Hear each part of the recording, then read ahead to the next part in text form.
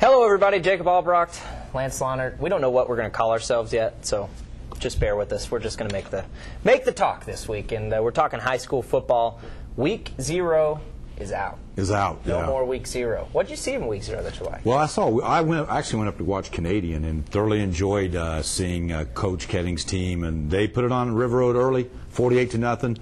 And I have a new favorite player, Isaac Lewis, their receiver, has scored on a punt. You know, just an unbelievable player, and just had a great time. It's a great setting. If you can ever get up there, it's just beautiful. We'll talk Canadian here in just a little bit. Let's go through some of the big games. We'll start with Amarillo High and Palo Duro. It's our game of the week for News Channel 10, but it's a big one. The oldest rivalry in Amarillo, Sandy's Dons, both looking for win 1. That might, make both teams a little desperate, but you know what? They both lost, Lance, and neither loss really matters that much. And I feel like both teams saw good things that they needed to see in week 0. Yeah, I totally agree with you.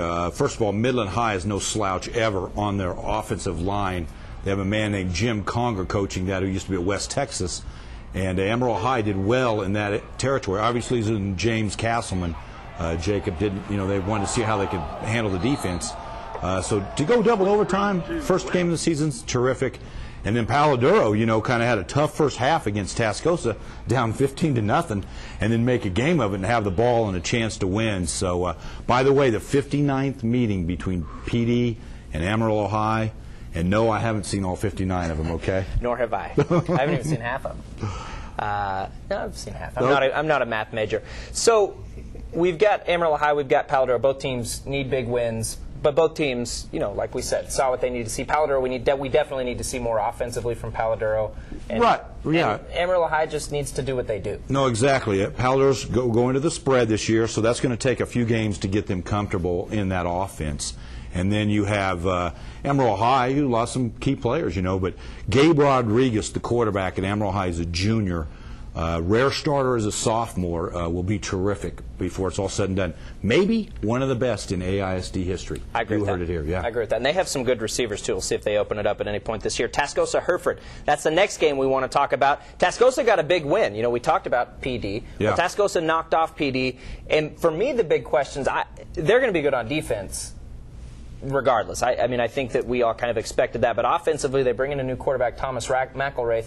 He made a good throw out there to Peyton Brooks. It was just an unbelievable throw. He's a baseball player. Yep. He's a pitcher. He can throw the ball, and that running game could be key. I really think Tascosa's primed for another big year this year. I like your concept there. I will say this: Thomas, not only is a baseball player, but comes from the Boxwell family. So he is a sound football player, and as he continues to develop, watch for Tascosa.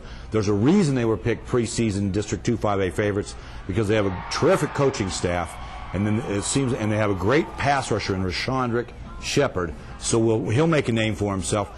They'll only get better, and Palo Duro, is in that game, will only get better.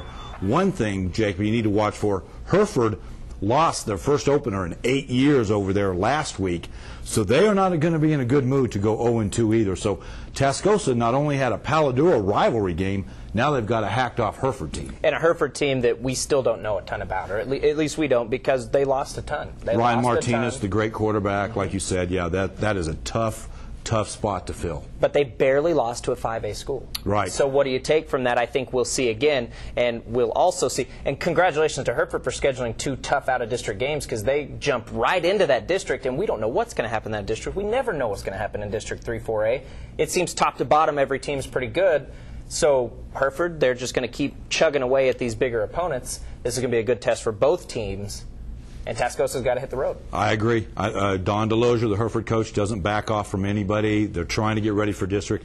And you nailed it on the head, man. That District 3 4A is the most entertaining year in and year out we get to see. I just love that every year, because somebody like Caprock last year, first time in the playoffs since 1975, we always have a surprise team. Flower Bowl. Perryton, Bushland, Flower Pot, Flower Bowl. I don't know exactly what we're calling it, but that one could be good too. Bushland answered every question they had. New coach, a lot of new players. They came out and beat what's always a good Stratford team.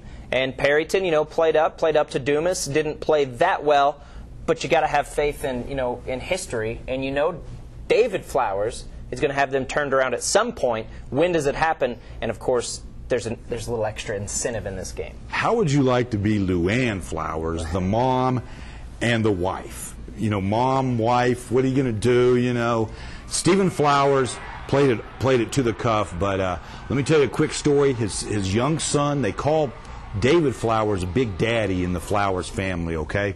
So his son comes up to his dad and says, Stephen goes, hey, who's going to win? And he goes, don't be upset if Big Daddy wins, Dad. So they both want it. They both want it. If you go to that game, there's going to be 15 or 20 people in the stands with shirts, split jerseys, and Luann made those. So that'll be. I don't know how you could do that. Coach against your son. It's only your second game as a head coach, but they'll deal with it. And the Par Bowl we've had the last 4 or 5 years in Amarillo, so now we have the Flowers Bowl. No stranger to some great coaching families in this area. Speaking of great teams, great coaches, Canadian, Coach Ketting, #1 team in the state for 1A, deservedly so. They've got to be the favorite. Come out, put it on River Road. You mentioned it earlier.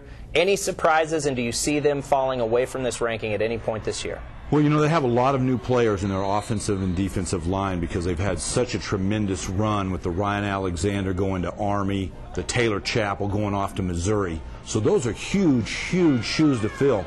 However, I was up there, and they look like they run what they call, quote-unquote, the NASCAR offense. So they are just flipping it out there, play after play after play, as fast as possible. It looks like it's a well-oiled machine already. You have Braden Hudson, the quarterback, who is back. So I look for big things. Let me just say this on the record right now. Chris Ketting, they're up 48-0 at half. They run the clock the whole second half. Class act. And when you have a class coach who knows his stuff with talent, with the tradition, look for big things in Canadian again. Nothing for him to prove. We all know how good they are. Tons of stuff coming up. We've both got it covered. The Amarillo Globe News, News Channel 10, high school football. It's going to be a lot of fun. It's week 1. Actually, week 2, week 1, however the reason they call it. It's been a lot of fun. We'll be back here every week. We'll break down some of the key games each week. We appreciate you stopping by and watching.